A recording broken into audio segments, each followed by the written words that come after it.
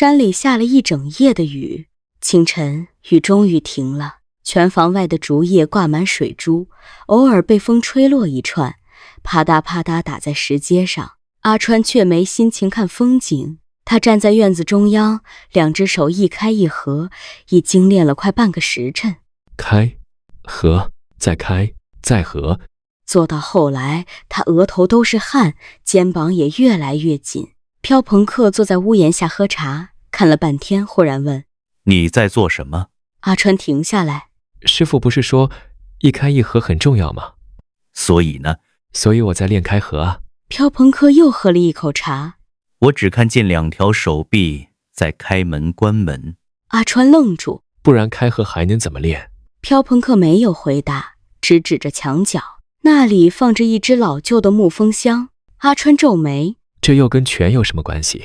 飘朋克笑了：今天不讲拳，今天讲你肚子里那只风箱。阿川低头看了看自己的肚子：我肚子里有风箱。飘朋克把风箱拖到院子中央。老子第5章有一句话：天地之间，其犹橐越乎？虚而不屈，动而欲出。阿川听到橐越2个字，眼神已经开始飘了。师父，可以讲人话吗？飘朋克拍了拍风箱：这个……哦，风箱。古人烧火炼铁，要靠它鼓风。你看看，它最重要的是哪一块？阿川左看右看：木板。不是。拉杆。也不是。阿川想了一会儿：那是什么？飘朋克伸手敲了敲风箱中央，里面的空。阿川愣了一下：空的反而最重要。如果里面塞满石头，你拉得动吗？不能。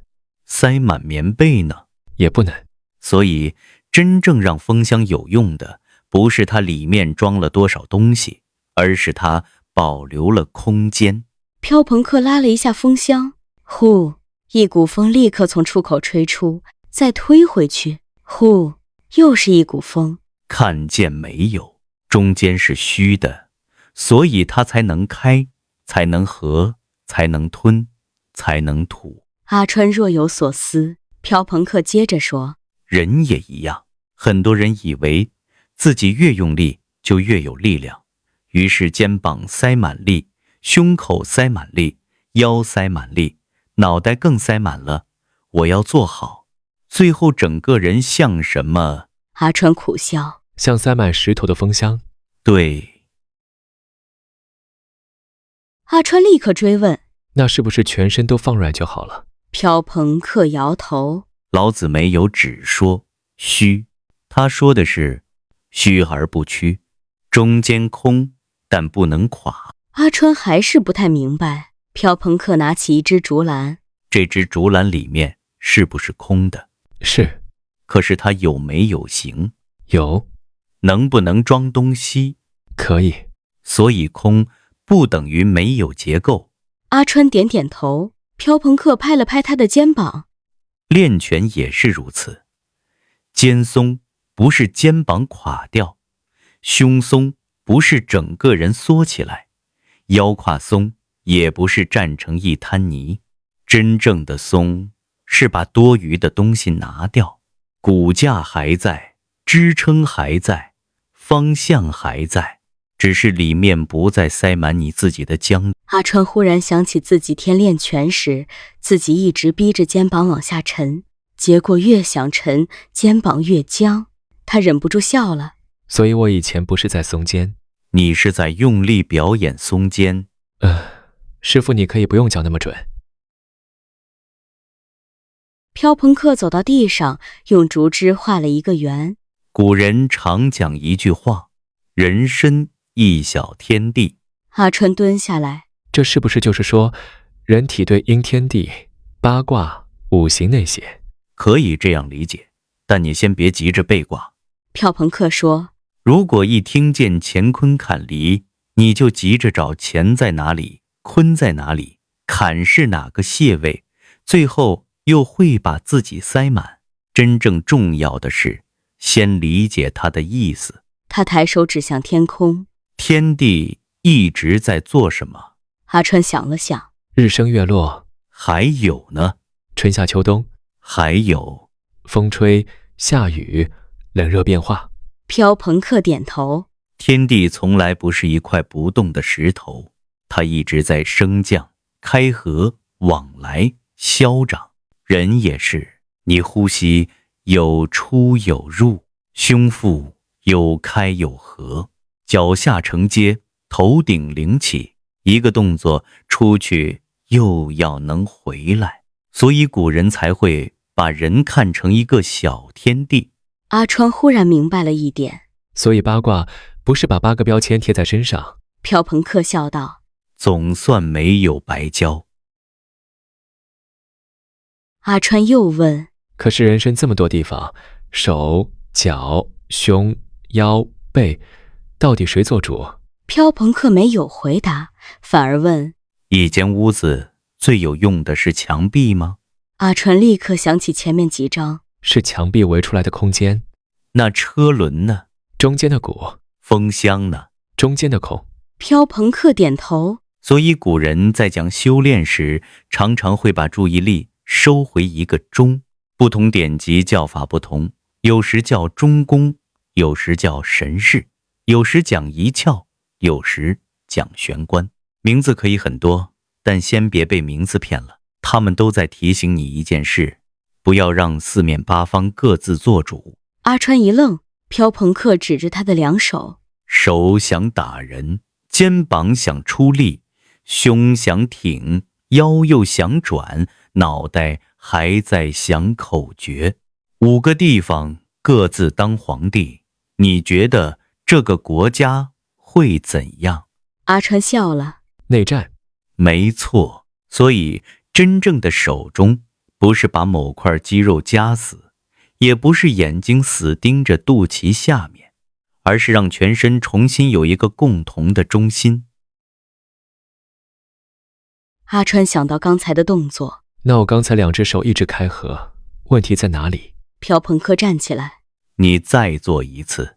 阿川双手慢慢向外展开，飘朋克忽然伸出一根手指，轻轻顶住他的前臂。阿川的肩膀立刻紧了。看，你碰到阻力，开就变成手臂用力。接着飘朋克让他停下。现在不要想把手打开，先呼吸，胸不要挺，肩不要抢，让身体里面有地方。阿川重新做了一次，这一次双手才刚展开，他便感觉不是手臂单独往外拉，而像胸背、肋间、腰胯一起有了变化。飘朋克说，这才开始接近开。那合呢？不是手收回来而已。开与合本来就是一件事的两面，就像呼与吸，你不可能永远只吸气，也不可能永远只吐气。阿川忽然看向那只风箱，所以风箱一拉一推就是开合。对，而它之所以能一直开合，是因为阿川接下去，中间没有被塞满。飘朋克笑了。阿川又指着经文，那动而愈出，是不是代表动得越多，力量越大？错。飘朋克说，你现在跳100下看看，会不会变武林高手？阿川沉默2秒，应该只会先传死。所以关键不是动得多，而是前面4个字虚而不屈，中间有空间，结构又不散，这时一动，变化才出得来。脚一变，腿跟着变，腿一变，腰胯能接，腰胯一变，脊背能传，最后才到手。这时候你不必每一节都下命令，整体自己会响应。阿川想了一下，就像一条水管，如果里面每隔10公分都塞一团布，再大的水也过不去。这个比喻不错。那我有进步吧？比早上拿手臂开门关门有进步。阿川忽然想起第5章最有名的第1句。可是师父，这一章开头不是天地不仁，以万物为刍狗吗？怎么后来全变成风箱了？飘朋克笑了。因为他们其实在讲同一件事。天地为什么能容纳万物？因为天地不一直插手说，这棵树我喜欢，所以多给它一点雨。那座山我讨厌，所以今天不让太阳照它。阿川笑了。那天地也太忙了。正是，所以天地不仁，不是天地残忍，而是天地不以人的私心去偏爱、抓取、控制。该生就生，该长就长，该落就落。这跟练拳有什么关系？阿川自己忽然答出来。不要偏爱某一个动作。还有呢？不要一直抓住某种感觉。还有，阿川想了想，不要每一下都用我的意思控制。飘朋克点头。开始有点味道了。飘朋克最后在地上写了8个字：多言数穷，不如手中。阿川问：多言是叫我们少说话吗？如果只是少说话，那哑巴早就成仙了。阿川扑哧一声笑出来。飘朋克说：这里还可以拿来提醒我们，不要内在指令太多。很多人练拳，脑袋从头念到尾，肩要沉，肘要坠，舌要顶，气要沉，腰要转，膝盖不能过脚尖，尾闾要中正，命门到底开了没？丹田怎么今天不热？阿川越听脸越僵。师傅，你是不是偷听过我脑袋？飘朋克没有理他。口诀本来是帮你的，可一旦你死抓口诀，口诀就变成新的干扰。所以老子最后不是说再背20条，他说不如手中。夕阳慢慢照进院子，阿川望着地上的圆。师傅，所以手中就是找到身体中间某一个点，然后一直守住。飘朋克摇头。如果你把中变成一个死点，你又把它塞满了，中真正重要的是它能让上下左右都转得开，像车轮的轴，轴若偏了，轮再大也晃；轴若死锁，轮也转不了。所以真正的中是不偏又能转。阿川安静了，他再次站好。这一次他没有急住想开，也没有急住想合，只是先把呼吸放下来，肩慢慢松开，胸口不再顶着，腰胯也不再刻意扭动，然后双手自然展开。风从竹林穿过，衣袖微微鼓起。飘朋克在一旁淡淡地说：现在比较像风箱了。阿川没有回嘴，过了一会儿他才问：师傅，那真正的功夫是不是一直往身上加东西？飘朋克转身走回拳房，只留下了一句：你先学会，别把自己塞满。阿川站在原地，忽然看懂了那句虚而不屈，动而愈出。原来真正的力量不是把自己逼得更满，而是让身体重新有地方，让呼吸进得来，让开合转得动，让天地之间那股往来之机也能在自己身上通过。他低头看着2只手，笑了。原来我练了这么久，一直都在把风箱塞住啊。